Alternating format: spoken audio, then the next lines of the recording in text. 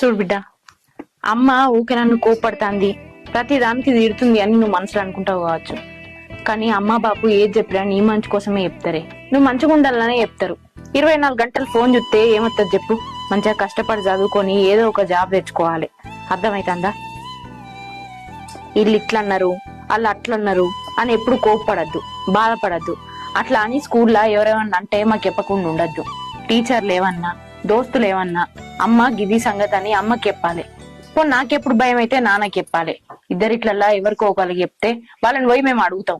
అర్థమైందా? రోజులు మంచిగా లేవు. పటు బల్లే ఆటలు ఆడుకుంటా బట్టలన్నీ ఆగం ఆగం చేసుకుంటారు. ఆడపిల్లవు, ఎదుగుతున్నావు. ఎన్నిసార్లు చెప్పాలి చెప్పు? మొన్న ఆడుకొని బట్టలు ఎటుబడితే అట్టే చేసుకొని వచ్చినావు. ఎంత చెప్పినా అర్థం చేసుకుంటలేవాయే. ఇంకెప్పుడు అర్థం చేసుకుంటావే? ఒర్రి ఒర్రి నా తలకాయనే పోతాంది.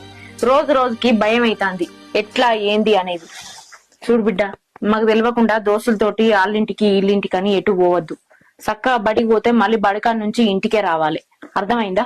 సరే అమ్మ, నువ్వు చెప్పినట్టే వింటా. చూడు బిడ్డ,